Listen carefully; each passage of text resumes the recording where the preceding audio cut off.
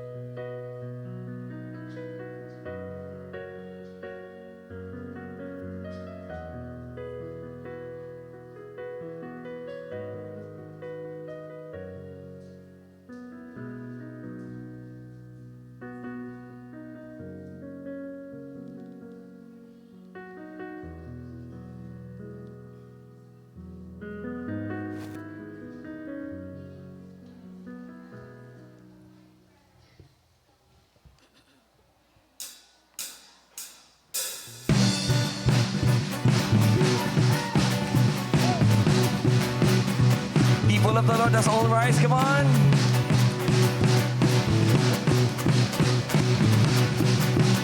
Sabay-sabay. God is fighting for us, pushing back the darkness, lighting up the kingdom that cannot be shaken. In the name of Jesus, enemies defeated. Come on, let's all shout. Come on. Hey. God is fighting for us, pushing back the darkness, lighting up the kingdom that cannot be shaken. In the name of Jesus, enemies defeated. Come on, give him a best love offering today. Hallelujah. And we will shout it out, shout it out. Come on, let's give him a best love offering today. Sabay-sabay tayong umawit sa Diyos na buhay. Come on. Can you clap your hands? Come on. Hey. There is power in the name of Jesus Christ, and we will submit and worship His name in His sanctuary, a place of worship. Sabay-sabay, come on, let's go! Hey. Come on, rejoice and celebrate God's love today! Hey.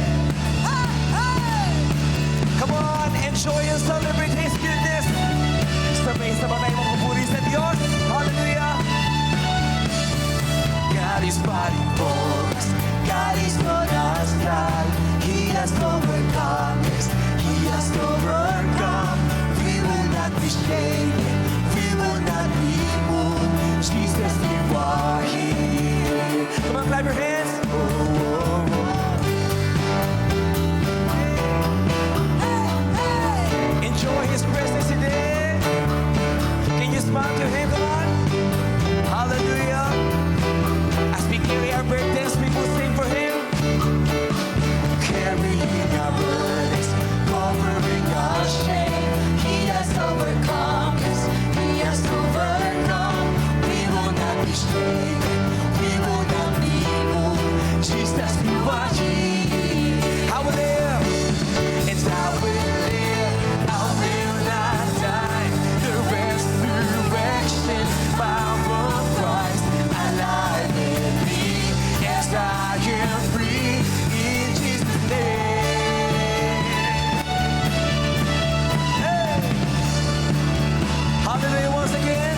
Carrying our burdens, covering our shame. He has overcome us. He has overcome.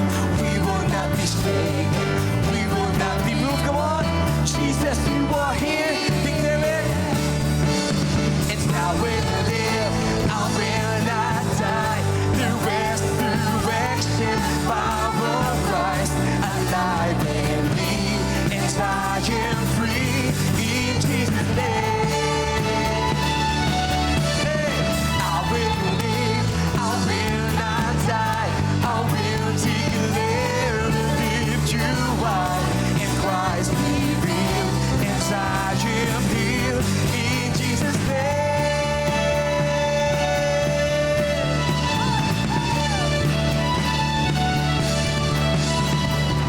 Sa araw na ito may gagawin po tayo sa Panginoon. Handa na po ba kayo? Handa na po ba kayo magpuri sa Diyos? Today, as we celebrate His goodness, lahat tayo ay testimonya ng Panginoong Diyos na sisigaw that He fights for us. Handa na ba kayo? Church of God, come on! Hey! Sabay-sabay rin mawis sa buhay. Hallelujah! Ibigay mo lahat para sa Panginoon. Ipagpag mo sa Diyos. Sabay-sabay! God is fighting for us, pushing back the darkness, lighting up the kingdom that cannot be shaken. In the name of Jesus, enemies defeated, and people shout it out, shout it out. Hey! God is fighting for us, pushing back the darkness, lighting up the kingdom that cannot be shaken. In the name of Jesus, enemies defeated, and people shout. Once again, we sing on. God is fighting for us, pushing back the darkness, lighting up the kingdom that cannot be shaken. In the name of Jesus. Hallelujah. For the last time we sing, come on. Hey. God is fighting for us, pushing back the darkness, lighting up the kingdom that cannot be shaken. In the name of Jesus, enemies defeated, and people shout it out, shout it out. I will live, I will not die.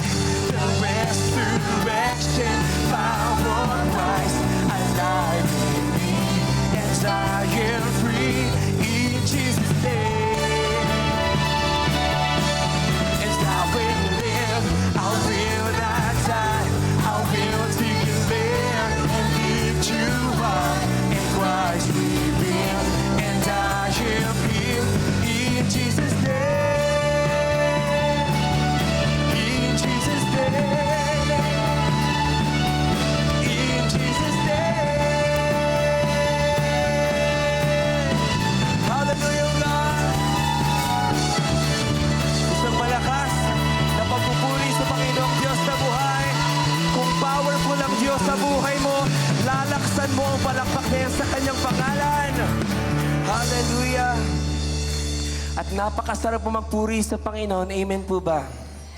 Knowing na sa ating paglilingkod at sa ating kahinaan, may malakas na Diyos na nagmamahal.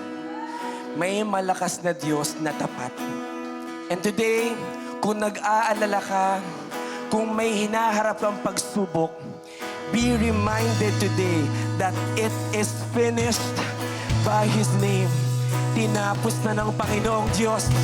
That's why we are urged to worship Him in spirit and in church. Mga worshipers, give your best offering. Give your best worship. Below that worship, give the best worship that it says in His Word in Acts 4:12. Only Jesus has the power to save. His name is the only one in all the world that can save anyone. Tinapos na ng Diyos. Tapat ang Diyos. It is now finished. Tapat ang Diyos na magpalain ka. Tapat ang Diyos na muling manumbalik sa kanyang presensya, sa kanyang mga tao. Hallelujah, God. Hallelujah. Just worship the Lord. We will live. We will sing. We will magnify. We will shout. We will pray. We will seek your name. We will bless your name, O God. We will shout your attributes, O Lord. Hallelujah.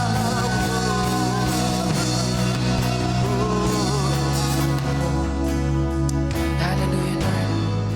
We thank you, God, for that attribute of you, Lord God, na evident sa amin, Panginoon, na ikaw ay tapat na Diyos. We are not forsaken because of your name, Jesus Christ. And that name is the most powerful and above all name. Kaya tayo as mga worshipers ni Lord, hindi tayo carrier ng sakit. Hindi tayo carrier ng worries. Carrier tayo ng tagumpay ng Panginoong Diyos. It is now ended today. Worshipers, give me blessed cup offering. Come on. Tapat na palakpak sa kanyang katapatan sa iyong buhay. Hallelujah. Hallelujah, oh God. We will live you, Lord. We will offer you, Lord God, the best worship, a thanksgiving of your grace and mercy, Lord God. Hallelujah. The greatest love that anyone could ever know, that overcame the cross and grave to find my soul. And still I see you face to face, and grace amazing takes me home. I trust in you. With all I am, Lord, just for you. With all I am, I live to see your kingdom come. Yes, the Lord. And in my heart, I pray you let your will be done. And still I see you face to face, and grace amazing takes me home. I trust in you. We sing this for His name. I will live to love you. I will live to bring you praise. I will live a child in of you. You are the voice. You are the voice that called the universe to be. You are the whisper in my heart that speaks through me. And still I see you face to face, and grace amazing takes me home. I trust in you. I believe, Lord. We will sing. I will live to love you. I will live to bring you praise. I will live a child in awe of you. I will live, Lord. Now we sing. I will live to love you. I will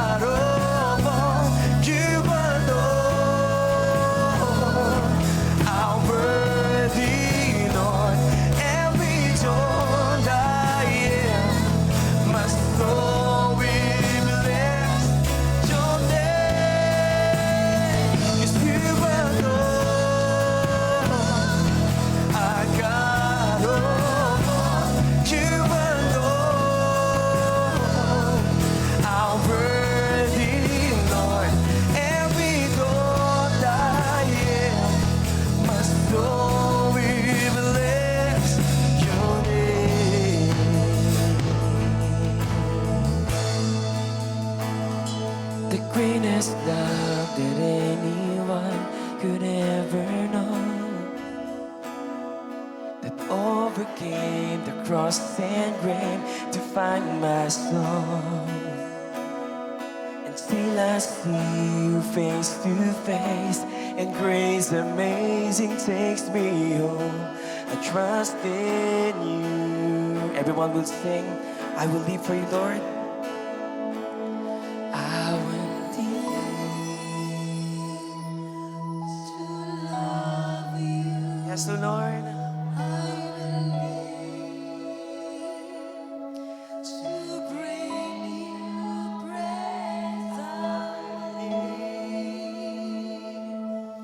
I challenge all of you. I will live, Lord. Now we sing. I will live to love you. I will live to bring you grace. I will live a child of you. I will live, Lord. I will live to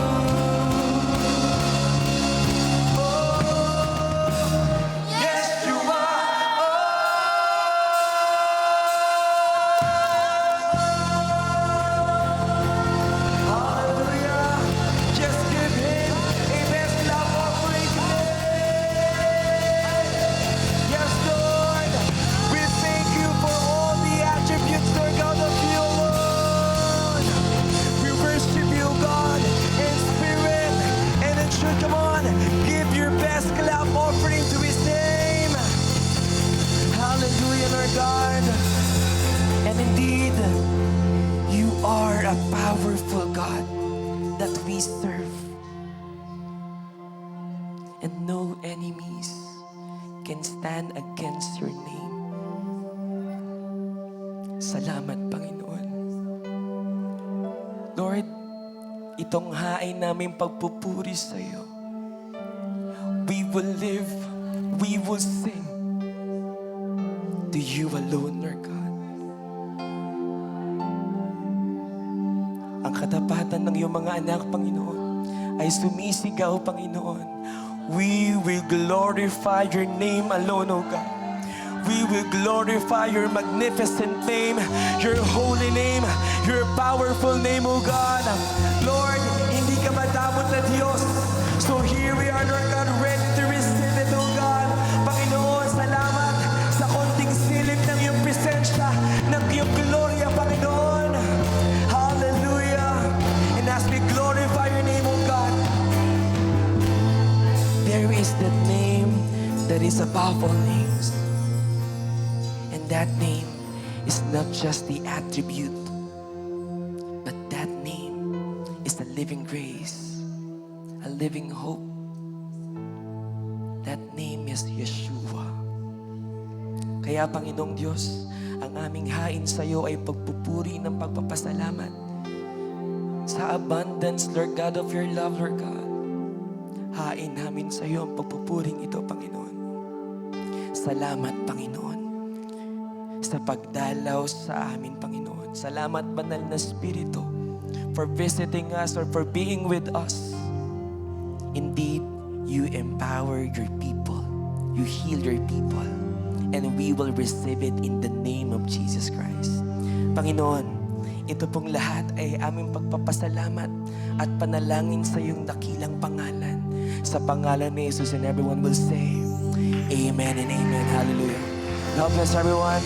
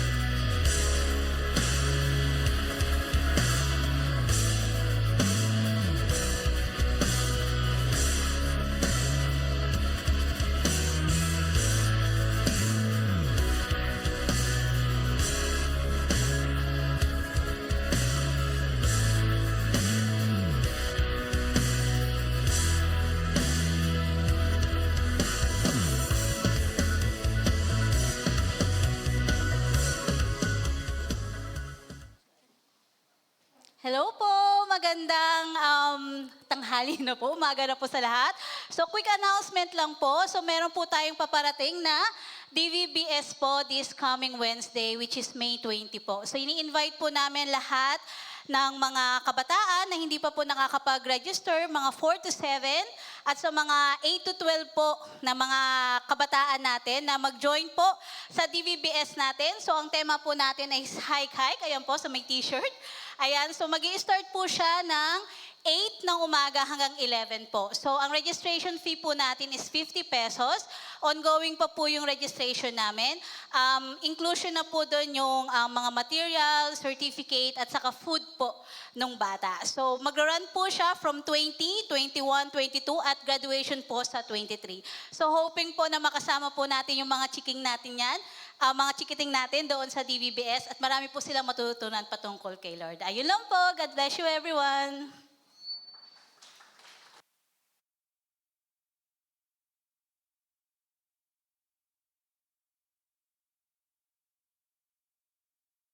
Praise God.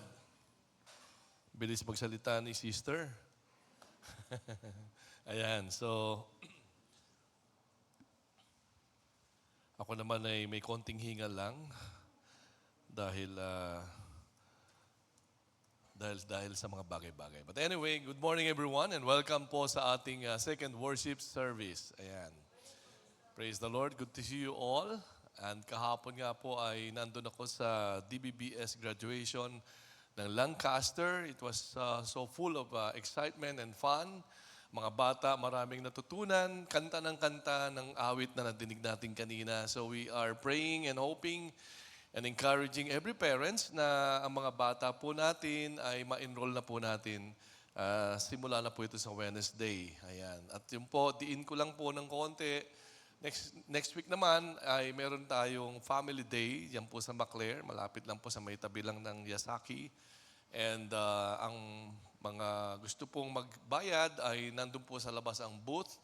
And my wife, Christine, ang nandoon po. Pag nakakita ko yun ng magandang babae doon, siya na po yun. Hallelujah. Salamat sa mga nag-amen. May merienda kayo mamaya. Alright, so last week po ay nagkaroon tayo ng topic about the perfect plan of God, part 1. And let's talk about how God has saved us, those feasts na lahat pala ay nakaayon or plan of God on how He's going to save us. At yun nga po yung ating pinagdaanan. Mamaya, i-recap natin a little bit. Sapagkat ngayon po ay pupunta na po tayo sa part 2. Hindi po Avengers ang aking topic. Pero may kaugnayan lang po doon sa kanilang tema na Endgame. Ayan. So kung napanood po natin ito, ay may tema po ito na kung saan napakaseryoso ika nga ng tone. It's because it addressed the infinity war consequences.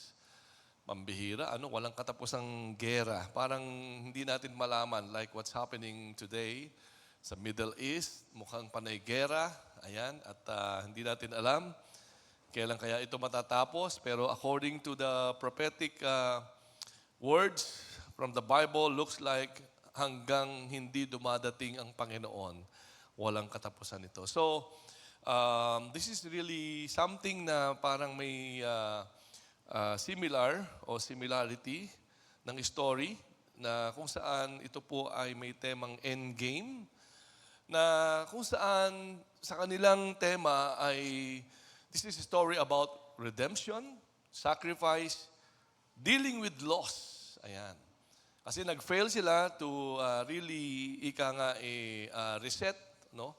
Or stop, kilala niyo na po si Thanos siguro, para po sa Infinity War na ito. And they themselves, the Avengers, are the remaining heroes. Yan.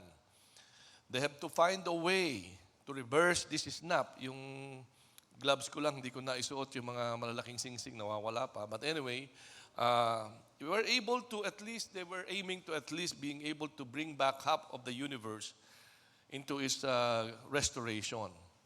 Even if it cost them everything. So yun po yung pinaka-tema, yun po yung pinaka-background ng story. Kaya nga sabi ko, parang sounds like, it's like a story parallel na sinasabing story sa Bible about the end times. And probably sa atin, nabasa lang natin, wala lang, but it's actually serious. Serious dahil we know na yung part 1 nakita natin, everything that was predicted or prophesied, nangyari po lahat to the detailed, Passover, yung pong unleavened bread, yung pong first fruit, yung pong Pentecost, na lahat yun ay may mga kahulugan. No? Passover is the blood of the Lamb, the blood of Jesus, the death of Jesus, to justify us. Ika nga, it's for our justification. At yung po namang burial, ito po yung sanctification. No? The end naman ng power of sin. And yung pong first fruit is about the glorification. The process that is going on right now for those who receive Christ as Lord and Savior, who have been justified and being sanctified, going to glorification. And for that to happen and to be sustained, because that's impossible for us to achieve, then the Holy Spirit was given, and that is the Pentecost. So may kwento Pinlano.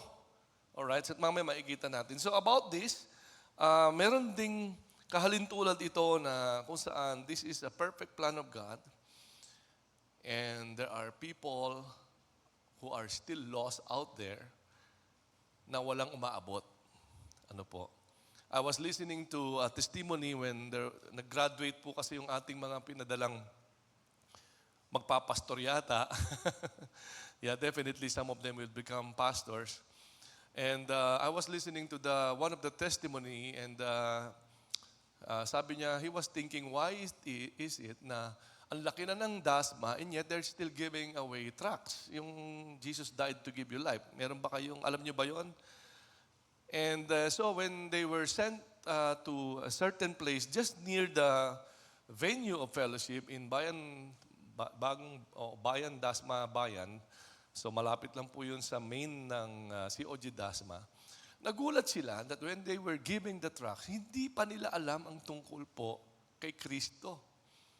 They didn't know about salvation. They didn't know about the gospel. They didn't even know na mayroon palang COG. And so he realizes na it doesn't mean na kung marami na tayo, alam na lahat ng tao ang tungkol kay Christ. Amen.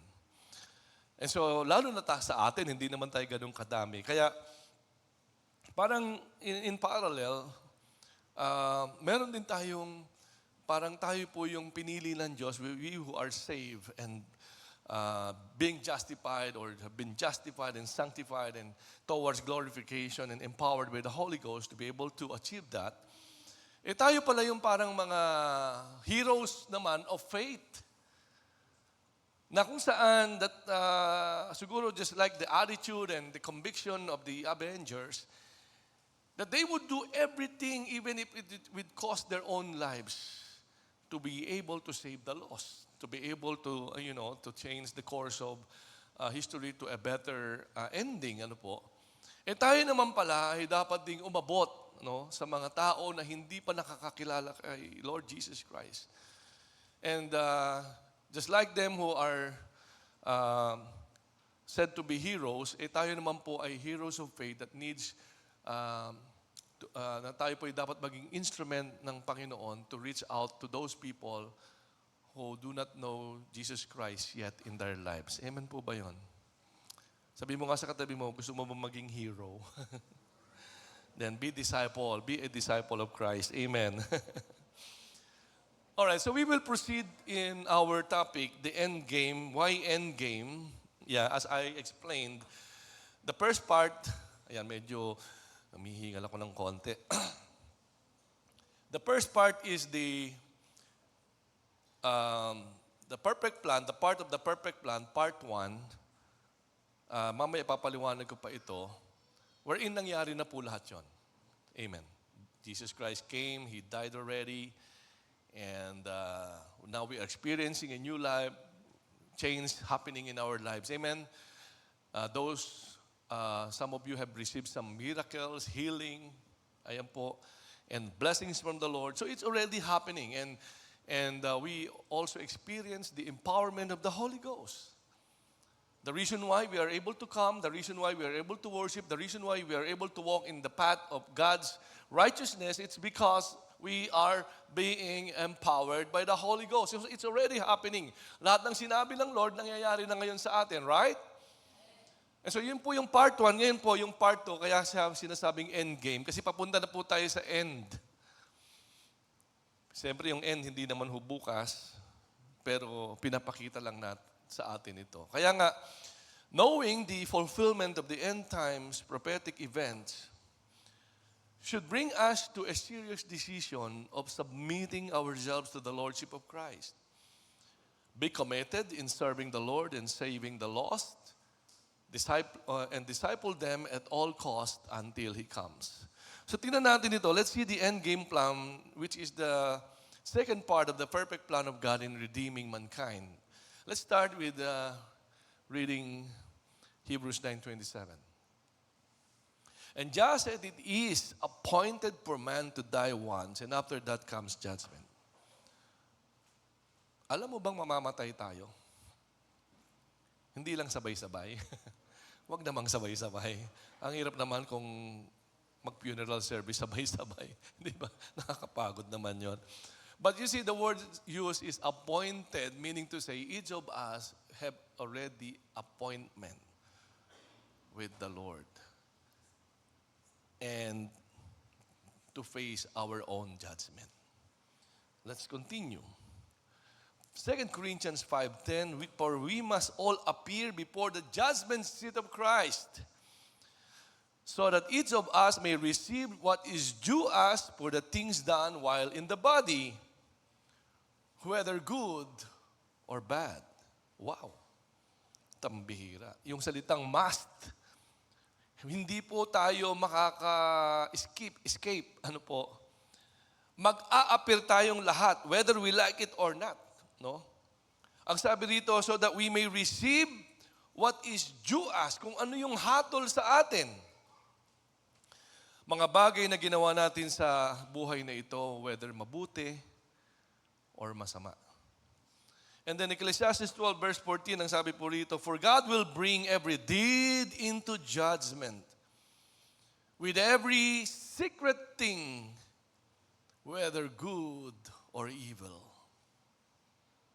Wow, yun po yung ending, ano? Yun po yung ending ng lahat ng tao.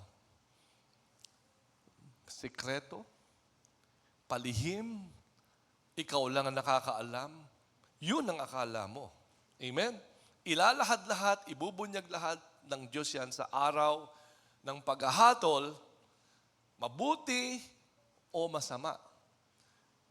Kaya po, sinasabi ito sa atin para wag mo nang hintayin yung araw ng pagbubunyag. Amen? Ngayon pa lang, kung alam mong meron hindi tama, pagsisihan na po natin, itama na po natin sa harap ng ating Panginoon. Para ang mabubunyag sa araw na yon ay yung nagsisi ka, hindi yung ikaw ay inaibunyag na lihim na kasamaan ginagawa pala natin. Amen po ba yon? At sa huling aklat ng Biblia, ang Revelation, sa chapter 20, verse 13, and the sea gave up the dead who were in it. Death and Hades gave up the dead who were in them. Yung mga patay na nasa dagat, yung mga patay na nasa lupa, at kung nasaan man silang dako naroon, sila pong lahat ay iniluwa. At ano po ang gagawin? And they were judged, each one of them according to what they had done. Blessed be the reading of the Word of God. Tayo may manalangin. Salamat. Pinapahayag mo na to sa amin, revealing to us what's gonna happen in the end. And so that, Lord, we can do something to correct, to put things right, to be in accordance to your will, and that we may not end up in misery and bad judgment on that day. We now entrust to you, Lord, your message that you will give us spiritual understanding and revelation to be understood and be comprehended by all of us. Holy Spirit, we welcome you, empower us, anoint us as we listen to your word. Let there be conviction and obedience as we hear and understand your word. Through your help, Holy Spirit, in Jesus' name we pray. Amen and amen. Praise the Lord. So this is the first part plan that I have shown you last week, and I explained that this is the first calendar. Okay? Balik natin. Babalik ba? Ay, hindi. Ayaw niyang bumalik, di okay. And I explained na ito po ay ginawa ng Diyos and put in his own calendar what's gonna happen. Though the Israelites doesn't fully understand what it mean, no, nung time na yon, what does it mean? And yet, ginawa nila. Sumunod sila. Because sabi nga, ito po yung napag-aralan natin last week, yung pong first three, yung Passover, yung unleavened bread, and yung first fruit na paliwanag ko na kanina, kung ano-ano po ito. And then the Pentecost, ayan, siguro just a little review, para lang at least maalala natin na the death of Christ, the Passover, the shedding of His blood, causes us to receive justification from our God. Ano sa Tagalog ang justification? Naalala nyo ba? Ano yon? Pinawalang sala. Ibig sabihin, ng lalim ng ibig sabihin ng justification, as if you did not and never committed any sin at all. Complete. Sabi nga sa 2 Corinthians 5:17, as if wala kang ginawang, ganun po katindi yung kapangyarihan ng Passover or ng blood or death of Christ. And then the burial, which is yung Feast of Unleavened Bread, na inilibing na lahat ng kasalanan. The power of sin has been, buried in the grave with the body of Christ. All right? And so when He was resurrected, the first fruit, yung kasalanan na iwan na po doon. Amen. And so that's why I am always saying na wala nang power ang kasalanan sa buhay mo. You can now say no to sin. Lalo na, nandun yung Holy Spirit dumating na po sa atin to empower us to be able to live a holy and godly life and to be able to fulfill the purposes and plans of our God in our lives. So ito pong tatlong ito, Passover, Unleavened Bread, Feast, and First Fruits, ay nangyari in the time of Moses and was fulfilled sa panahon naman ni Jesus Christ. At si Jesus Christ mismo ang tumupad nito. Siya mismo ang naging Passover, ang naging Unleavened Bread, at ang naging First Fruits. Okay? And then yung Pentecost ay dumating naman. Ang ganda, no? Parang kumpleto. Okay? So from being empowered or under the power of sin, and then that sin was removed, no po, you've been cleansed, and to keep you being able to live a holy life. So inalisan niya ng kapangyarihan ng kasalanan, and for you to be able pa rin to to go through the process of glorification, kasi first fruit is the resurrection from the dead. It is also a process of glorification, that the time you receive Christ as your Lord and Savior, glorification commence. Ibig sabihin, nag-start na po yun na unti-unti ka na niyang binabago towards the ultimate glorification that would come one day. Ano po? And to make that happen, and to be sure and that it will happen, so ginarantyahan ng Diyos, God guaranteed it by giving us His Holy Spirit. Wala ka nang maidadahilan. Amen?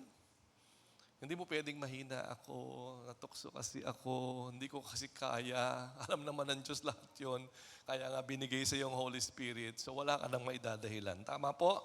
Naunawaan po?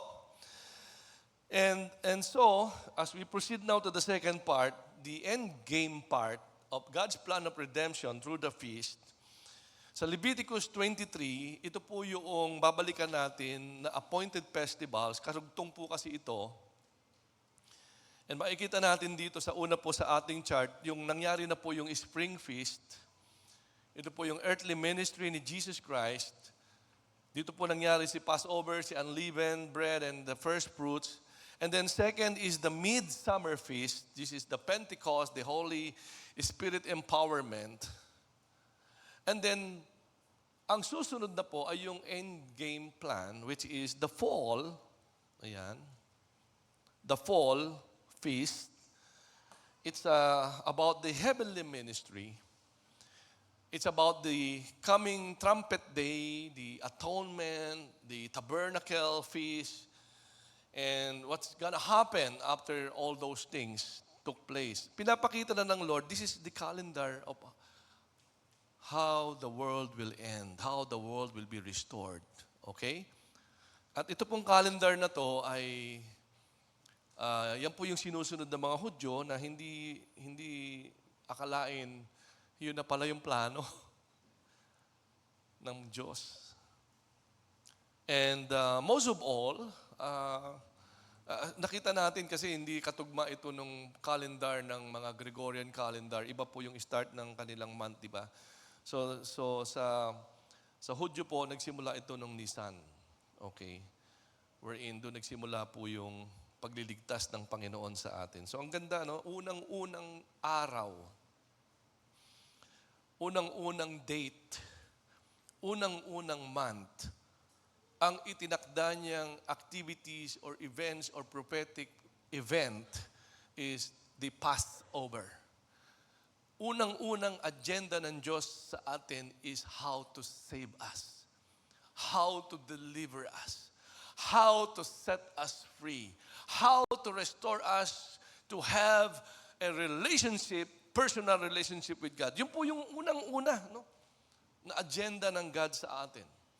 And how we're gonna make it, and by, alam din ng Lord mahina, marupok, natutokso, tao lang, ate, kuya.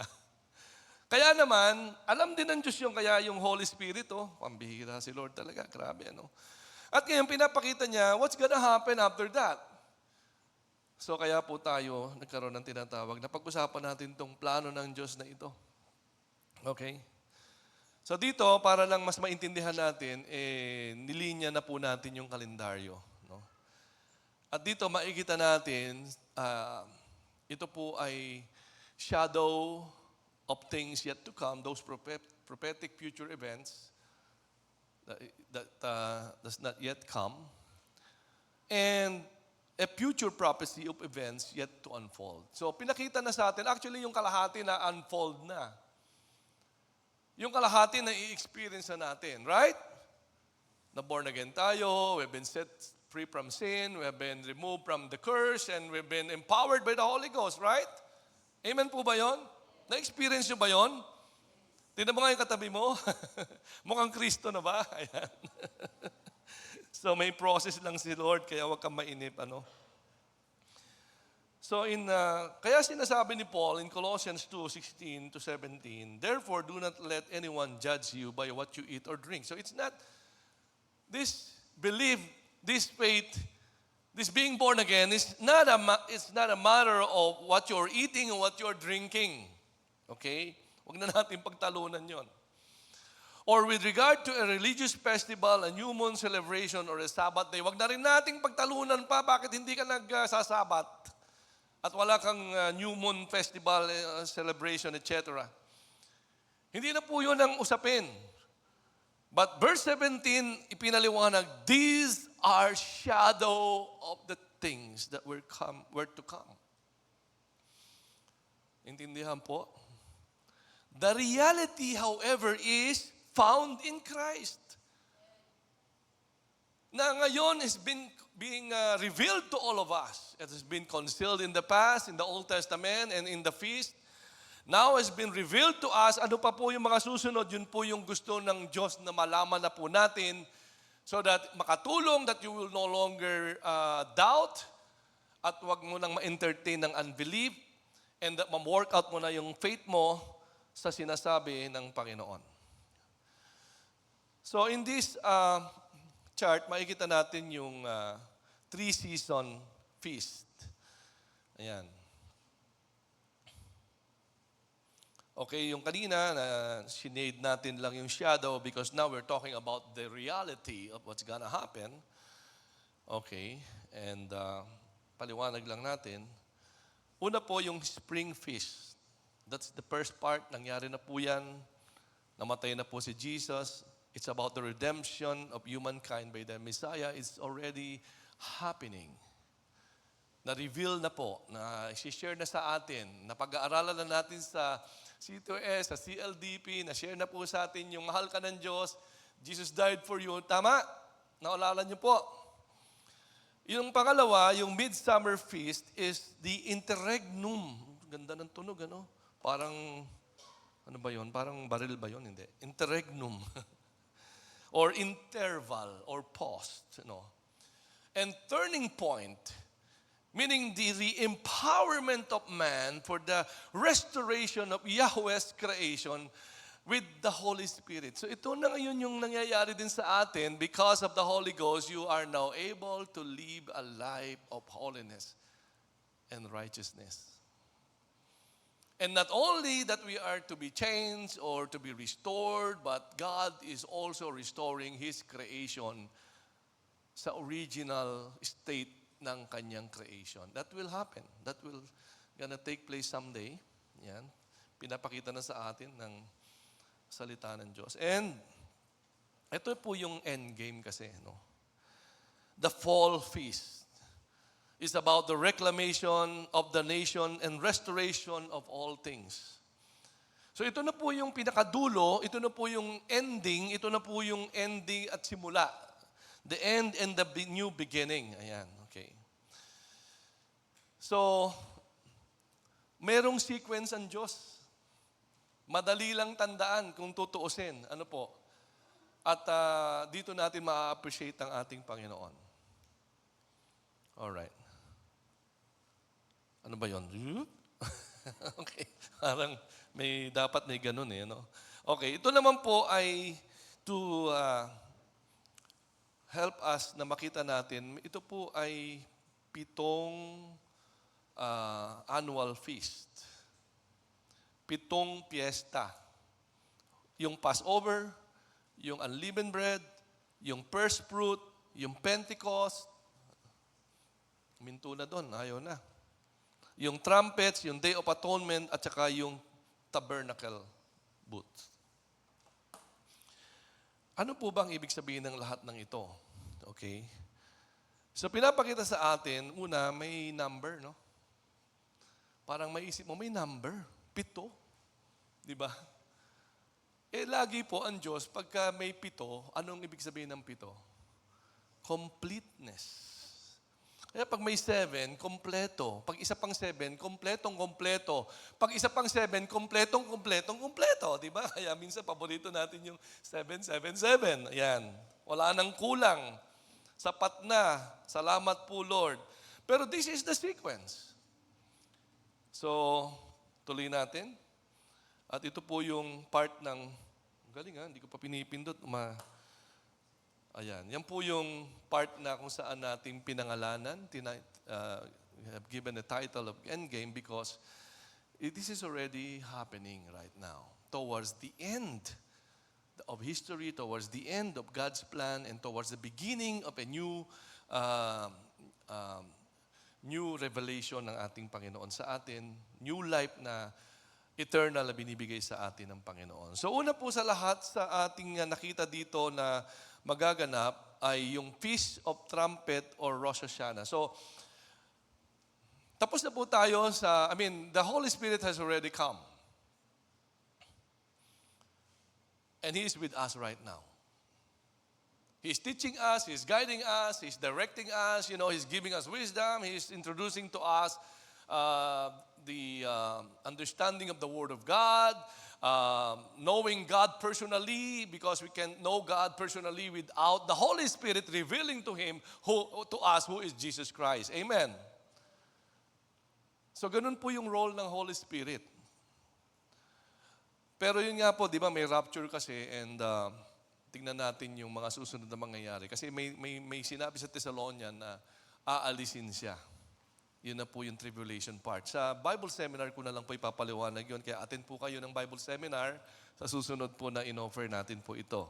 Alright. So dito makikita natin sa verse, ang sabi, sa verse 24 ng Leviticus 23, "Speak to the children of Israel, saying, in the 7th month," specific ang Lord, "on the first day of that month, shall ye have Sabbath, a memorial of blowing trumpets, a holy convocation, known as Rosh Hashanah." Ito po yung New Year po nila. Okay? Yun po yung New Year po nila. And ito po yung head of the year. Ito po yung beginning of the civil calendar in Israel. Ayan. Tingnan natin, nasan ba sa kalendaryo yan? Ayun po, oh. Trumpets at saka yung kung saan siya nagsimula. Pang anong number yung month na yon? Number 7. Ano po yung sumunod? Ano po yung sumunod? Yung 8 and so on, pero mamaya na po yun. So ito pong month na to ay Tishri. Exactly kung ano yung sinabi ng Diyos sa kanyang buwan, number 7 on the 7th month. Wow. Meron po itong katumbas din, ha? Na kung saan nagsasabi siya ng panahon. Di ba, may mga, we are now on the 6,000 years, di ba? Towards the 6,000 years. So yung 7 ay parang, 7,000 years. That's, yan na po yung millennium eh. Pero tingnan po natin. Huwag na muna tayo doon. Sa Bible seminar na lang natin tatalakayan ng mas malalim po yun. Ayan. So, ito po yung calendar. May 7 nakasulat, Tishri. At ito po yung eksakto na mangyayari po yung future. Okay?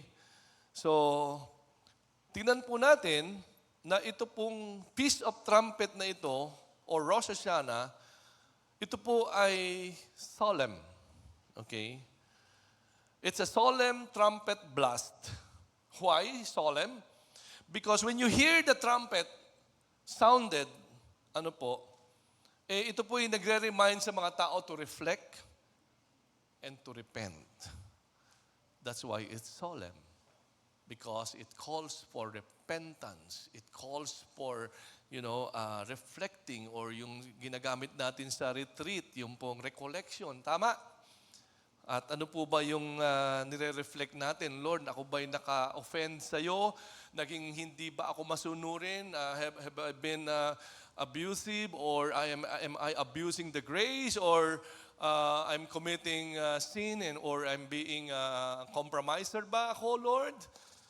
And so on and so forth. So you allow the Holy Spirit to search your heart. That's why it's solemn. So when the trumpet is blown or blasted, talagang simula na ito ng pag-iisip ng mga tao about their lives, about their heart, about their intention, about how they live. Okay? So, it begins the high holidays. Mataas. Holiday. The context of holiday is because you're gonna reflect and towards repentance. Kaya nga days of awe. Lord, sorry. Nakagawa pala ako ng ganon. Because the Spirit of God will reveal to you the things that, you have caused the Spirit of God to be grieved. The offenses, the sins that you have committed. So, yan kaya nga days of awe. Okay? And it's holiday because that is the time of asking God for forgiveness. Ngayon po ang holiday, ano na po? Happy holidays! Mamili, pumunta sa beach, mag-party, mag-inuman, magkainan. Yung po'y binago ng kaaway. Tama? Dati, Merry Christmas eh. Ngayon, naging Happy Holidays na eh. Hindi na tungkol sa pagsisisi. Tungkol na sa pakamunduhan ng naging holiday, which is a contrast. Naunawaan po ba natin? Kaya nga holy eh. Holy day. Meaning, ito yung nagsisisi ka. At may time. Bago pumasok ng New Year, may time sila. Yun yung Day of Atonement. Mamaya papaliwanag natin pa yan. No? I hope na nagigets po natin. Medyo masyadong kailangang magpaliwanag ng gusto about the prophetic events that will take place in the near future. Yung trumpet warns is an announcement of something, important to happen. And it's about the plague, and it's about the victory of Christ. So kaya kung titingnan natin, tatandaan natin ang mga sinasabing ito, it's about the return, the coming of the Lord Jesus Christ. It's about the gathering of His people. Okay? And pinakita po dito yung sinasabi sa 1 Corinthians 15:51-52, Behold, I show you a mystery. We shall not all sleep. Hindi tayo lahat mamamatay. May iba sa atin aabutan, biglang binago na lang ng Panginoon. Mauna lang muna yung mga namatay. In a moment, in the twinkling of an eye, at the last trump. Kaya siguro ang pangalan ng presidente ng Amerika, si Trump. Baka siya na yung last talaga, no? Tapos may Bill Gates pa, yung naka-invento ng computer na gagamitin daw ng Antichrist na pang 666. And for the trumpet shall be sound, and the dead shall be raised incorruptible, and we shall be changed. So tayo po ay pangalawa. Uunahin yung mga namatay na. And then tayo yung susunod. Okay? So the great works that Yahweh did among mankind on earth were done on His feast days. And there is no reason to doubt. Kasi nakita na natin, nangyari na yung unang feast. Amen? It's now happening. It's being experienced and being shared. And that the return of the Savior will also happen. Yun yung inaabangan nating lahat eh. At especially ordained time. Tama? Naghihintay ka ba? Ayan, ano? Hindi po sayang yung paglakad mo sa holiness and righteousness. Hindi po sayang yung pagbabasa mo ng Bible, pananalangin, paglilingkod mo sa Diyos. Hindi po sayang lahat yan. Parang, as we are waiting for the return, for the rapture, for the coming of the Lord Jesus Christ. Sabi po rito, may certain time. Darating yan. Huwag mong pagdudahan yan. Huwag kang mag-backslide. Hello? Amen. Sabi mo sa katabi mo, huwag kang magpa-backslide. Gusto kitang makasama sa eternity. Okay. And so, looking at this verse, no, nasabi nga sa Matthew 24:36, only Yahweh, kasi nung time na sinabi ito, ay nandito pa si Christ sa Matthew 24:36. At sabi rito, therefore Jesus tell us to what? Be ready. One way we do that is by observing the Feast of Trumpets, no? And siyempre si Lord Jesus Christ, alam niya kasi nandun na siya sa kanan ng Ama. But this is equivalent, how are we going to observe the Feast of Trumpets? We do that by sharing the gospel. Ano yung trumpet uli? Ina-announce mo yung mangyayari. Ina-announce mo yung plague. Ina-announce mo yung sinong matitira sa ibabaw ng mundo. That all the kingdoms will be destroyed. But only the kingdom of God will remain. Ina-announce mo yung victory of Christ. Ina-announce mo yung future by sharing the gospel. So that's how we do observe, or by observing the Feast of Tabernacle, by preaching the gospel. Kaya po tayo may training uli sa June 6, yung ASP, yung Aim and Shoot. Hindi po barilan yun, at hindi po yung pamamana. Ang ibig lang sabihin, maging intentional ka that you would share the gospel to people and to see to it that they would understand what you are sharing to them about the salvation that comes from the Lord Jesus Christ. Amen. Aten po tayong lahat. Kasi yung pala yun, no? That we are being ready and being watchful if you are sharing the gospel. So if you're not sharing the gospel, you're not sharing the love of Christ, you're not sharing na mahal ka ng Diyos, you're not sharing that bridge illustration, you're not sharing about the good news, hindi ka nagwa-watch, hindi ka nagiging ready. Baka kung saan ka na mapapunta kasi manlalamig ka pagka hindi ka na tumutupad nitong paghahayag ng salita ng Diyos. Alright? So, balikan natin itong, isa na ba tayo? Atonement. So, paliwanag natin si atonement. So, si Feast of Trumpet, because we have to prepare everybody before entering this next phase or stage of God's plan.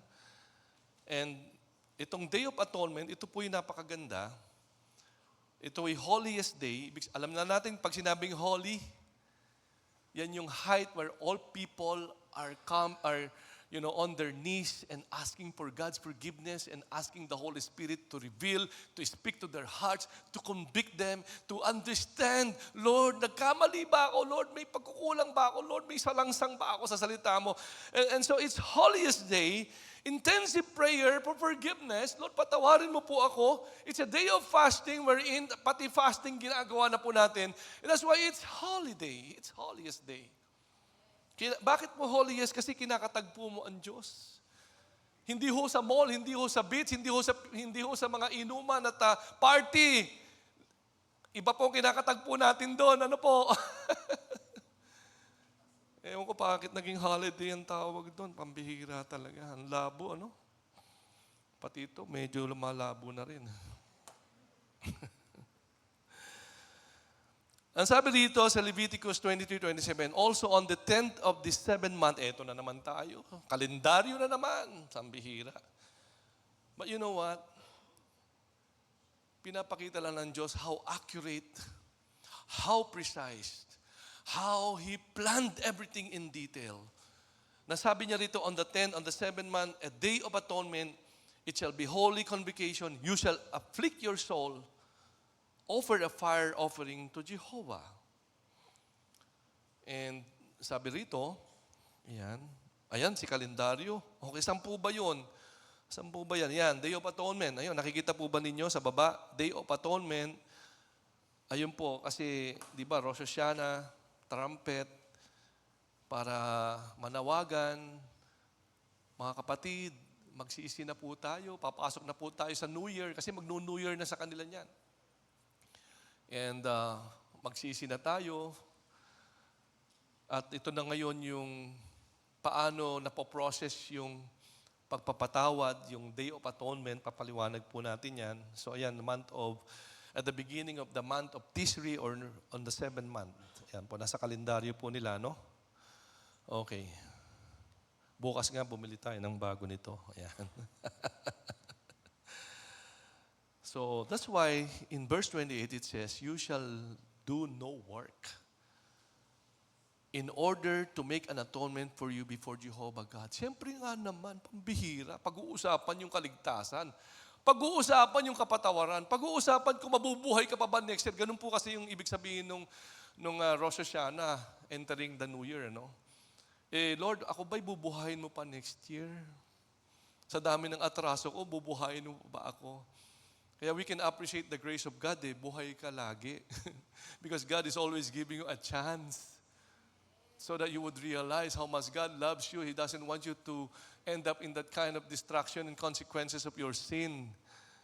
Pero ito po, siyempre nga naman, common sense naman, wala naman po magtatrabaho. Kasi panahon ito ng pagsisisi sa context po ng feast na ito. Kaya po tayo may tinakdang panahon naman yung first week of, or usually the first or the second week of January. Po. Sana mas maraming mag-participate. And you can also do that. Hindi naman po kasi ito parang nakikiayon lang tayo sa kalendaryo nila. Pero kasi tayo na po kasi ang templo, nasa atin ang Panginoon. Pwede mo nga gawin ito kahit na araw-araw kung talagang kailangan. Or once a week, or once a month, or twice a month, or any place you go, you can set a time and set a highest holiday or the holiest day of your life. I want to meet you, Lord. I want you to examine my heart. I want to open my life to you, Lord. Ano po ba ang problema ko, Lord? I want to settle things with you. Yun po yun eh.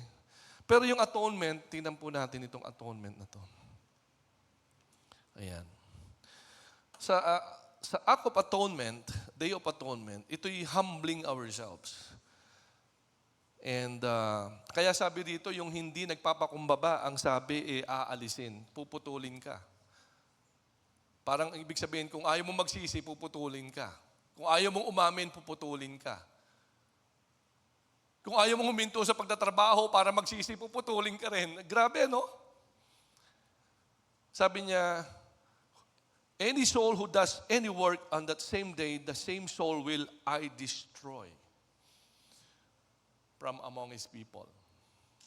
Wow. That is how serious God is, because that sin, if it is not removed and not dealt with and not forgiven, will destroy you. Kaya po seryoso ang usap. Kaysa ma-destroy ka, tanggalin na lang kita. Kasi ganon, shortcut na lang, parang ganon, ano? So tingnan natin itong sequence na to, yung judgment and redemption, which is the act of Day of Atonement, the Jesus the High Priest. So tingnan natin ito, and then yung judgment and entering kingdom. Ito po yung sequence, pero tuloy-tuloy na po natin. Okay. Ayan. So,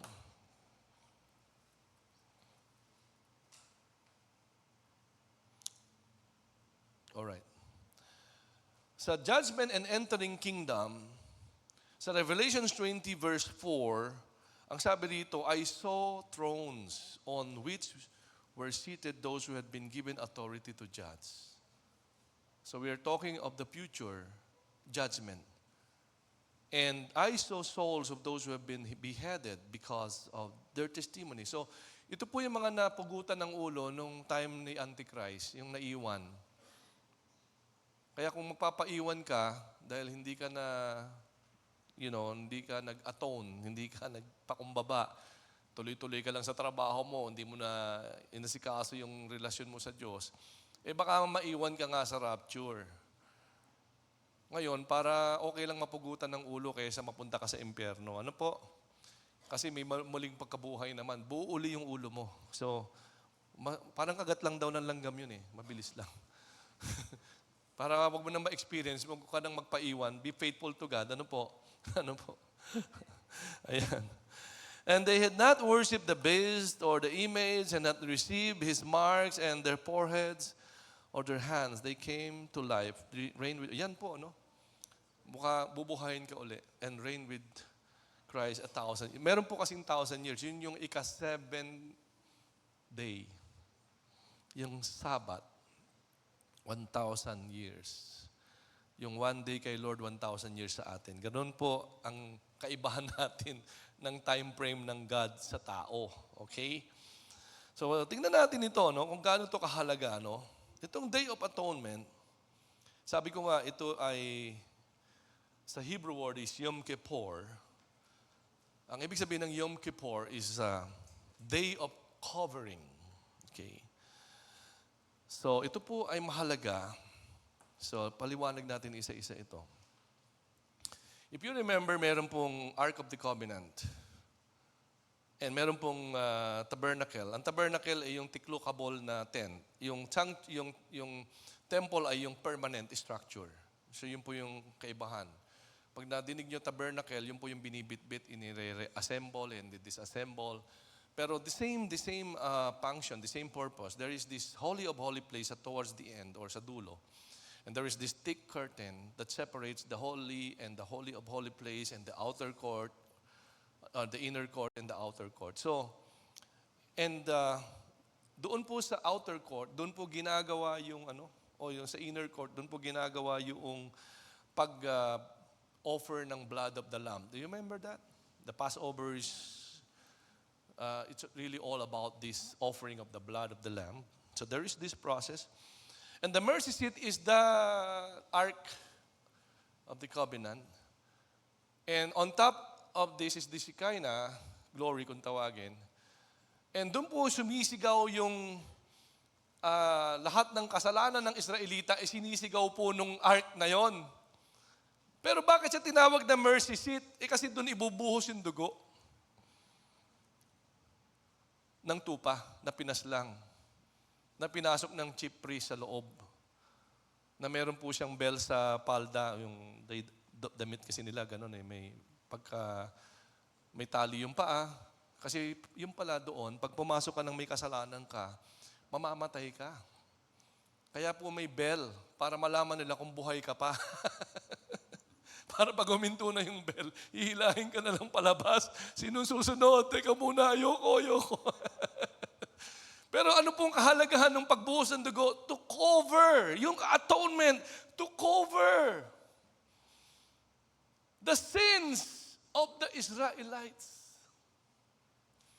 So pag binuhos na yung dugo, yung hiyaw ng kasalanan, yung kamunduhan, yung mga pagsalangsang, biglang tahimik na. And when God looked at the mercy seat, the Ark of the Covenant, ang nakikita niya is the blood of the Lamb. Bati na uli tayo. At peace na uli ako sa iyo. Wala nang sakit, wala nang pagdurusa, wala nang kamatayan. Buhay ka uli for the next year. Parang, that's how they believe God, and how they were forgiven. So dito mo ngayon ma-appreciate yung naging, okay. Dito mo ngayon ma-appreciate na itong Day of Atonement is about the blood of Jesus Christ sa New Testament. Shadow yung kanina. Reality si Jesus. John 1:29. Behold the Lamb of God who takes away the sins of the world. This time, nung tinakpan po yung mercy seat, ang natakpan na ay yung kasalanan ng lahat ng tao. Pero mayroon pong expiration yun dahil may paghuhusga ang Diyos. Pero lahat ng anak ng Diyos who receive Christ as their Lord and Savior, yung takip na yun ay parang Passover na lahat ng may tumanggap kay Christ, who believe and trusted what the Lord Jesus Christ has done on the cross 2,000 years ago, you are covered by the blood of the Lamb.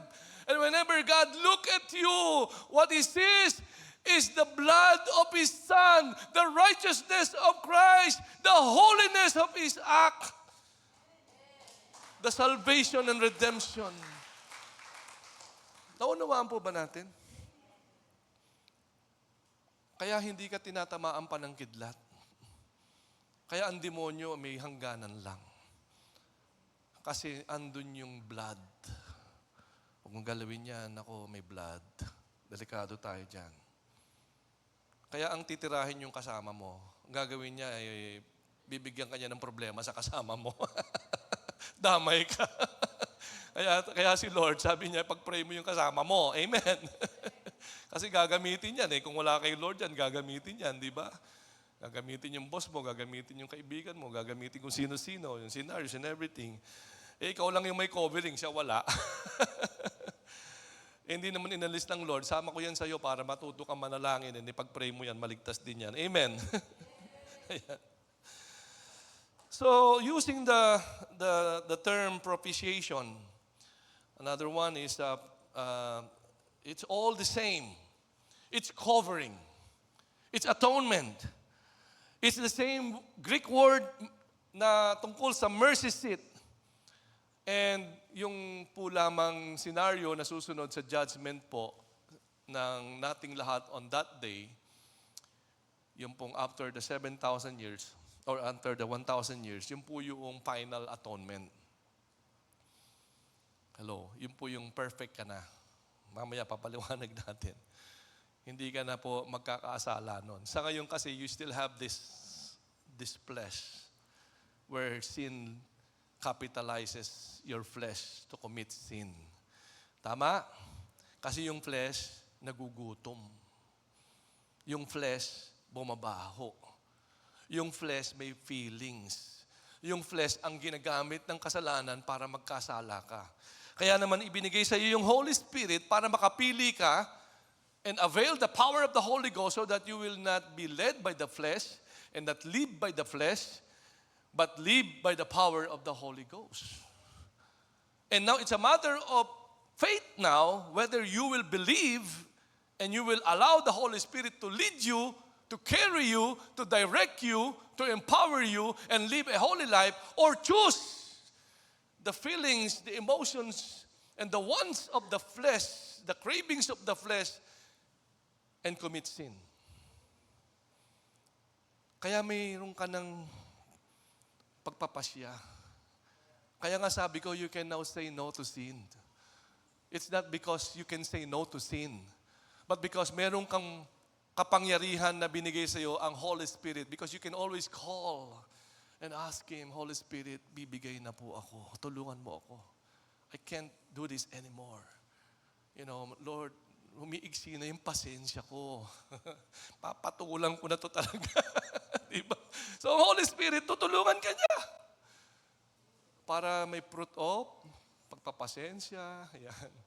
May fruit po ng papatawad or bunga ng kagalakan. So, next po, so siyempre, papasok na kasi tayo sa eternity eh. Kita niyo yung plano ng Lord, ano? May trompeta para ipaalam na magsisi na kayo. At tayo ang gagamitin ng Lord para madami makapasok po doon. Pero mayroon pong judgment. Kasi papasok ka na sa tabernacle naman. Mamaya, papaliwanag natin pa to. Pero ito muna itignan natin kasi ito nilagay pa rin as a feast. And it should remind us and the Israelites, the reason why is to remind them na life on earth is temporary. Yung bahay mo, temporary. Yung body mo, temporary. Kaya nga noon, balingkinitan lang ako eh. Ngayon, hindi na eh. So, yung bahay mo kahit gaano kaganda, iiwan mo yan.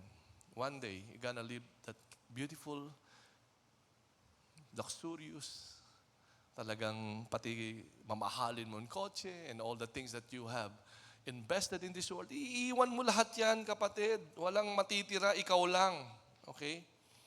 And so, ito'y paalaala sa atin so that you will not forget that the only thing that will count and will have eternal value are the things that you have done for the Lord Jesus Christ. So, pinagamit mo yung bahay mo sa Bible study, uy, may value na, eternal value na yung bahay ko.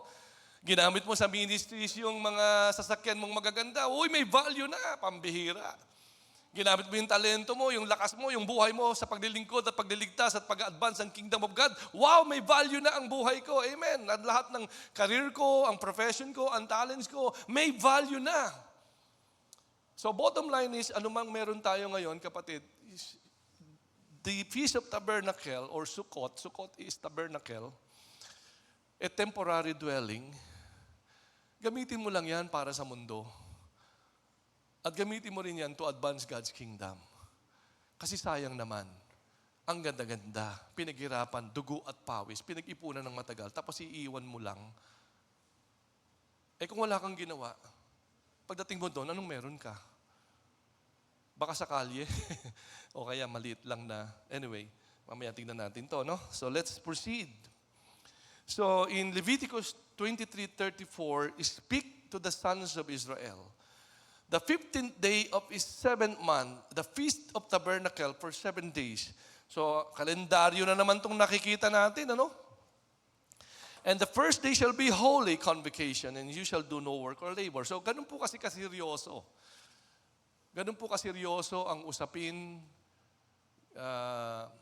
yung maging magkaintindihan tayo ng Panginoon. Ganun po siya kaseryoso because it talks about your future. Talks about your life eternal. That is serious. Because meron pong death eternal. Amen? And the Lord wanted you to be on the right track, going to life eternal, not going to death eternal in hell. Okay? And so, sabi po rito, again, ayan na naman tayo sa kalendaryo. Siguro makakabisa nyo na to, no? Download nyo na lang, pwede naman. So, nandito na po tayo sa tabernacle, okay? Na kung saan ito po yung panahon on the 7th month na binanggit kanina, on the 15th day, kinsenas na po, sa gitna po ng buwan na yan, they have to celebrate the Feast of Tabernacle. You know, yung sequence, ano, yung nag-trumpet to call all the people to repent, to reflect, to ask God's forgiveness, to reconcile, to do what is right. Diba? And then, dumating po tayo sa Day of Atonement, wherein, of course, the only way for us to be forgiven is for God to intervene. Someone has to die. Something has to die. You know, someone has to pay for the sins of the people, and that is the innocent blood of the Lamb. Naunawaan po ba natin? Kaya tayo din naman, para tayo po ay mapatawad, meron dapat mamatay. Meron magbabayad. Hindi po libre ang kaligtasan mo. Pinagbayaran po yan ng walang iba kundi ng anak ng Diyos na Panginoong Hesukristo. Amen. Hallelujah. Sana po huwag naman nating baliwalain yung pagmamahal ng Diyos. Diba? Siya lang po yung nagsabing mahal ka niya at pinatunayan niya sa kamatayan niya. Amen? Meron na ba sa yung nagsabing mahal ka niya pero nung patayan na, umalis na, tumakbo na? Bayaran na, takbo na. Responsibilidad na, takbo na. Pagpapasensya na, takbo na. Iniwan ka na. Hindi po si Kristo, kung kailangang mamatay, hinalay niya yung buhay niya. Sana nga, makatagpo tayo ng ganun kasama sa buhay. Amen. Tahimik sila. Tuloy na ako. Basta mapunta yung usapan. Alright, so, itong Feast of Tabernacles or Sukkot, ayan, meron pong binanggit na 7 days at meron pong sinabing on the 8th day. Okay? So, titignan natin mabuti ito and tuloy lang natin para mabilis po tayo. Okay, saan na ba ako? Alright, and next po is verse 39. The 15th day, the 7th month, gathered the fruit.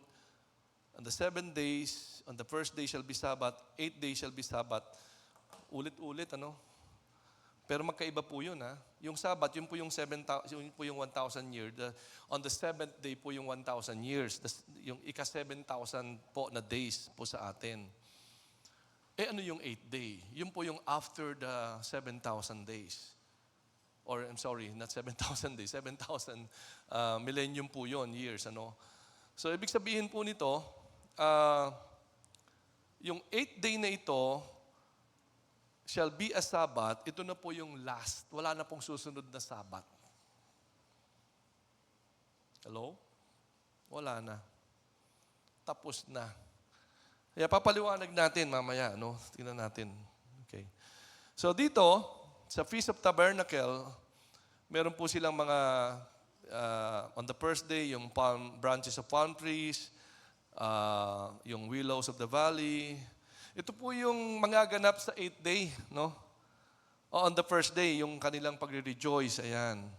And then, yung paliwanag dito talks about the future day when the Messiah sets up His Messianic kingdom wherein magdadwell na po tayo kasama ng Panginoon. Yun na po yung ika-8 eh. Okay? So kaya meron silang tinatawag na may Sabbath muna sila after the tabernacle, the Feast of Tabernacle. They will live for 7 days in a Sukkot, in a tent, in a temporary dwelling. 7 days po yun. And then on the 8th day, babalik na po sila sa permanent house nila, which is in the Old Testament days, yun po yung mga bahay nilang bato. Okay? Yun po lahat ay symbolic. What's gonna happen?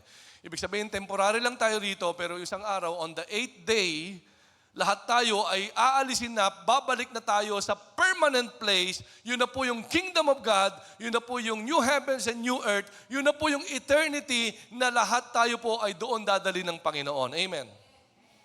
Okay, bibilisan natin ng konti, no? Ayan. Sabi rito sa Revelation 21 verse 1 to 3, okay, I saw a new heaven and new earth. For the first heaven and the first earth had passed away. Yan po yung mangyayari. Mawawala itong lumang mundo, mawawala itong lumang heaven. Mapapalitan ito, kaya lang wala na rin pong beach. Wala na pong liguan sa dagat. Kaya ngayon po, mag-enjoy na lang kayo sa mga dagat habang meron pa.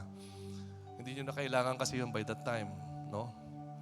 And then, sabi, I saw the holy city, the New Jerusalem, coming down out of heaven from God, prepared as a bride, beautifully dressed for her husband. Yan po yung future. Yan po yung mangyayari. Sinasabi na sa atin ng Diyos. Okay? And then verse 3, sabi rito, I heard a loud voice from the throne saying, "Look, God's dwelling place is now among the people, and He will dwell with them. They will be His people, and God Himself will be with them and be their God." Ito po yung nasa kalendaryo, ito po yung feast, ito po yung sineselebrate, yung palang lahat ng yon ay mangyayari sa katotohanan. So all those feasts are like a shadow, but the reality, sinasabi na ng Panginoon, yung reality na mangyayari.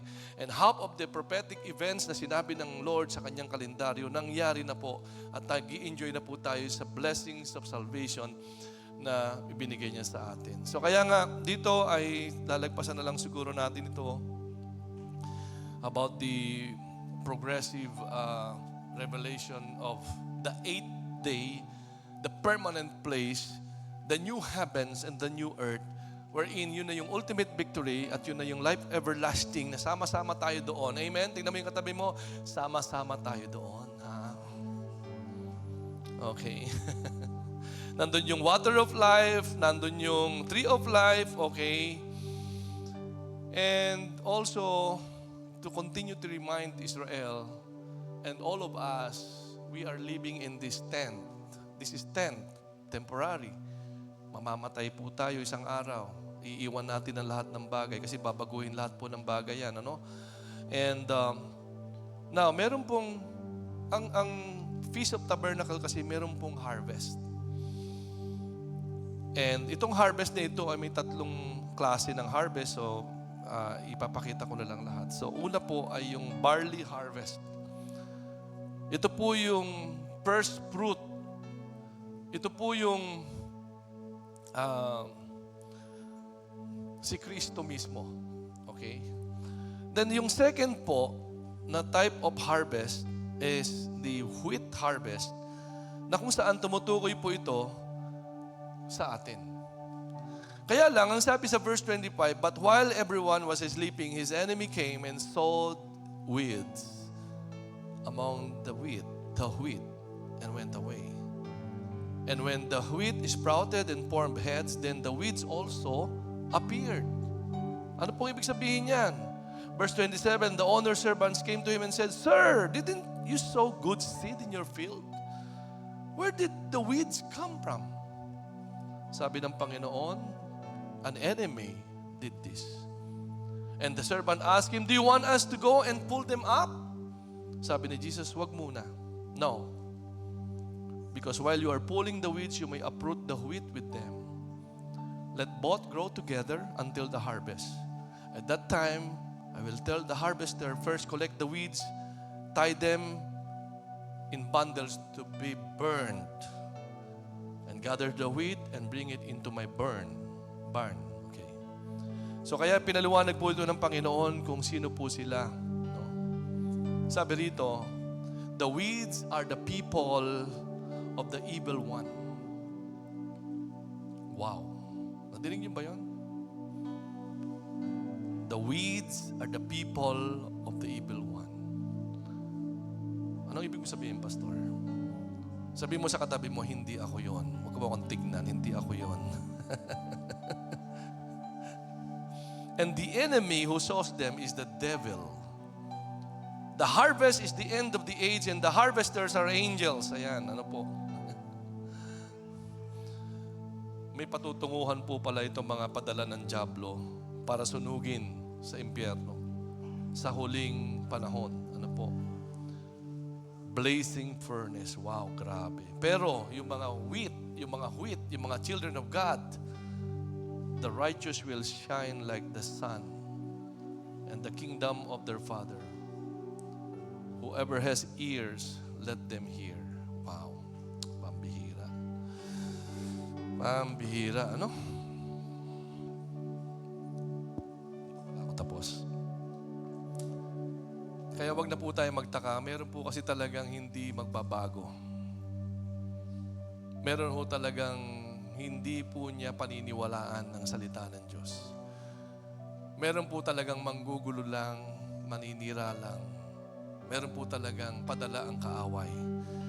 Sabi mo sa katabi mo, hindi talaga ako yon. Anak ako ng Diyos. Amen? Ang problema, sabi ng Lord, hindi ko pa pwede anak alisin yan sa church mo. Hihintayin pa natin yung judgment day, yung araw ng ani for them to be removed. But when they are removed, they are to be thrown in the blazing fire of hell. This is a serious call to all of us to be the wheat, to be the true children of God. Kaya po dito po sa piyestang ito, pinapakita po sa atin yung 7th day, tapos na po. Okay?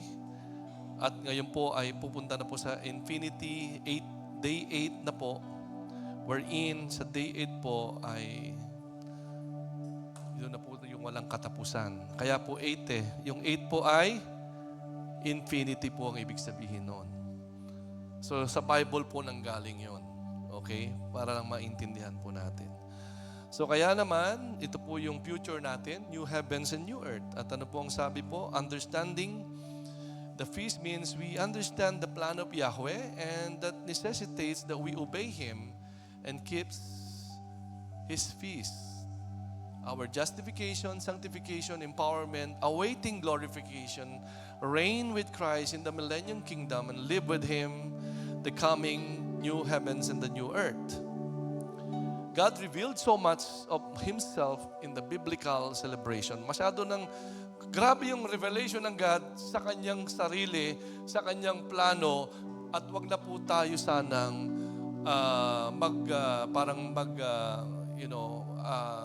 baliwalain ito. Okay? So the fall annual feasts are entirely prophetic and await a future fulfillment. This shows us a work that Yahweh will accomplish for His people. Jesus said, if you believe Moses, you would believe me, for he wrote of me in John 5:46. So God revealed in His Word that even though He mysteriously works outside of our time frame, He works with it for our benefit and wants us to be mindful of it. It teaches us to remain watchful, teaches us to number our days that we may gain a heart of wisdom in Psalms 90 verse 12. And we can celebrate the miracles He has done by living a justified, sanctified, empowered by the Holy Spirit life, awaiting the glorification moment of the trumpet sound of the Lord. And so, let us prepare for the second coming of His Son to earth. Tumayo po tayong lahat. And let us sing this song.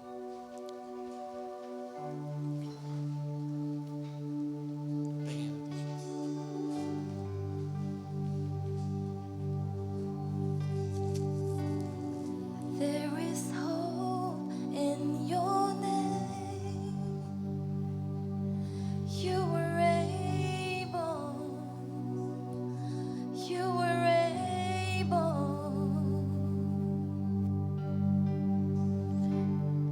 Darkness flees in your name. You have overcome. You have overcome.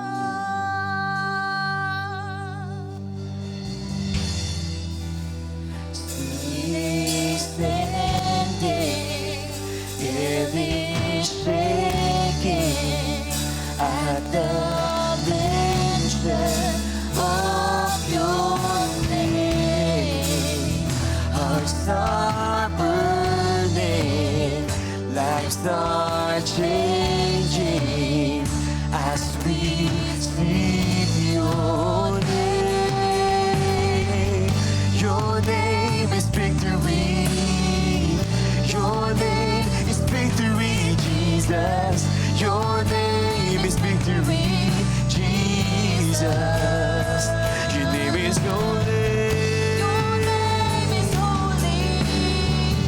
Your name is holy, Jesus. Your name is holy, Jesus. His name is victory. Come on, we shout it. Your name is victory. Your name is victory, Jesus. Your name is victory, Jesus. Your name is holy. Your name is holy. Your name is holy, Jesus. Your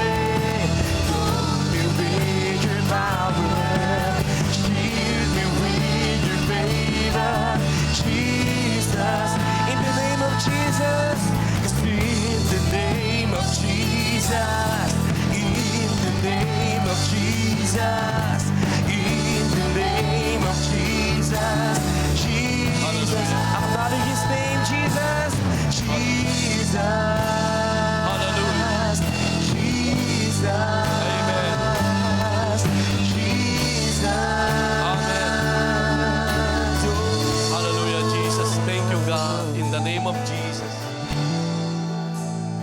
You have fulfilled all the shadows, O Lord God, of the prophetic events.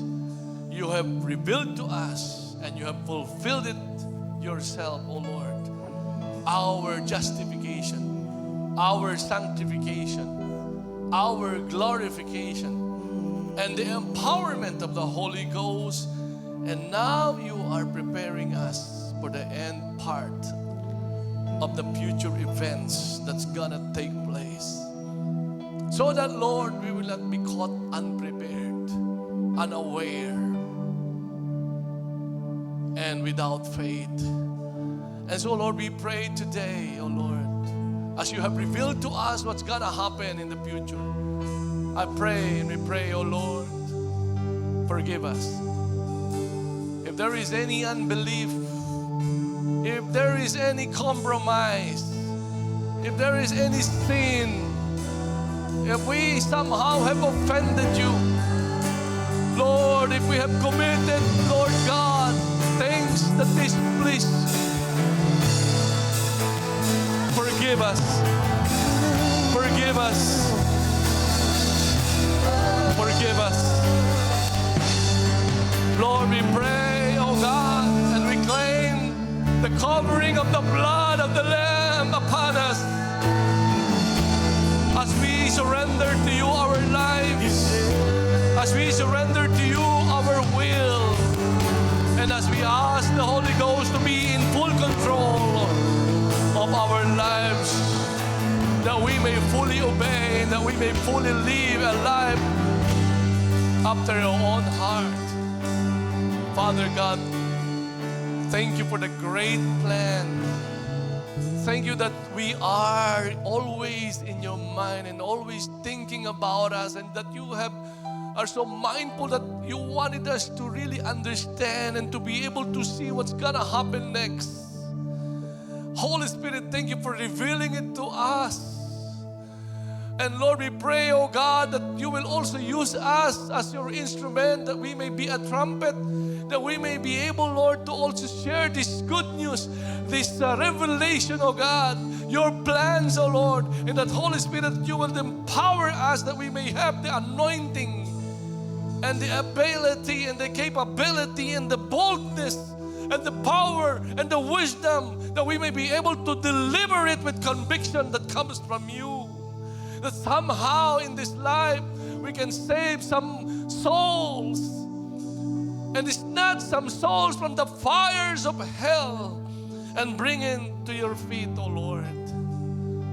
Father, narito po kami. We just want to surrender to you this life, this heart. Lord, empower us by the Holy Ghost. And Lord, that we may walk in your holiness and in obedience, and a life that would be pleasing and prepared for your coming. Lord, salamat po sa iyong provision. Salamat po sa iyong pag-ibig. Salamat po sa salvation. Salamat po, Panginoong Jesus. Salamat po, Banal na Espiritu. Salamat po sa grasya. Salamat po sa kabutihan mo, sa awa mo, sa pagpapasensya mo. Salamat po, O Diyos, sa lahat ng iyong kabutihan at pag-ibig sa amin. Hallelujah. Halabaras ikirabasan ng Lord.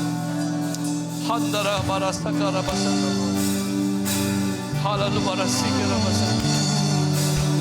Yes, Lord. Hallelujah. Salamat po.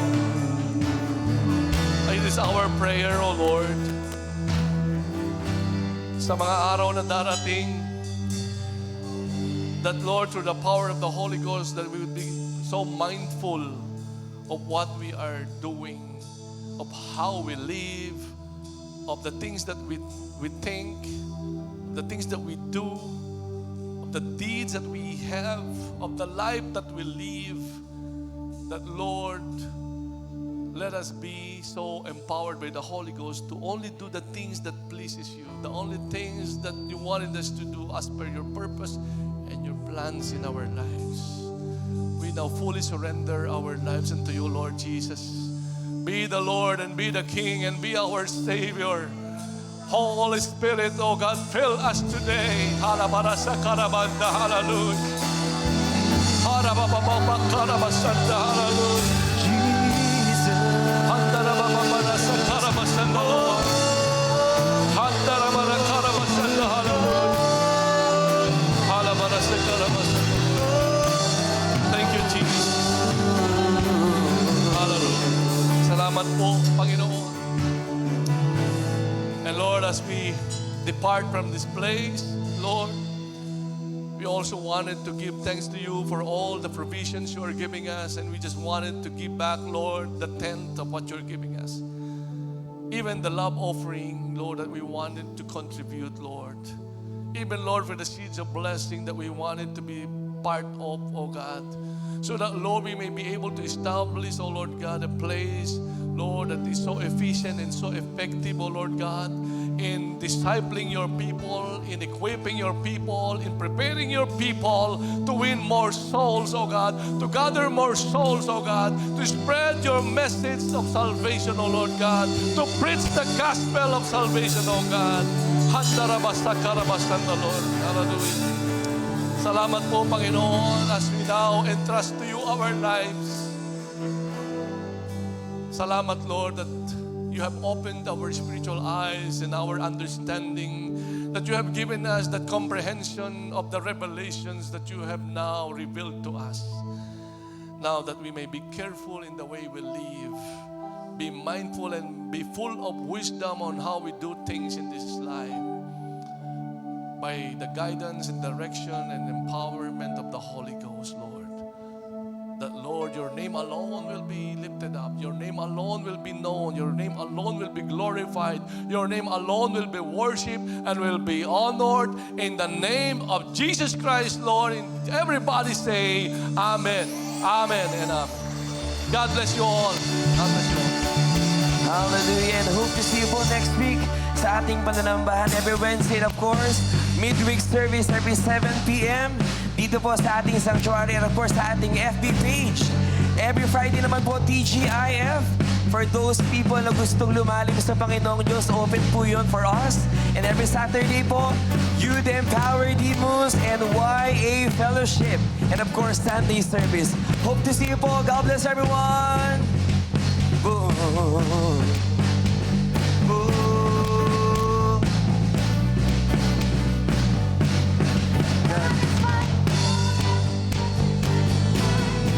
Lighting up the kingdom that cannot be shaken.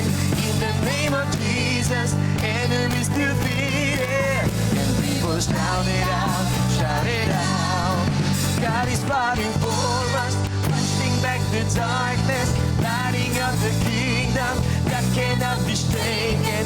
In the name of Jesus, enemies defeated. And we will shout it out. Come on, we sing. Hey. God is fighting for us, pushing back the darkness, lighting up the kingdom that cannot be shaken. In the name of Jesus, enemies defeated.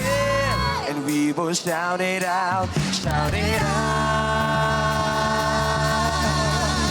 God bless everyone.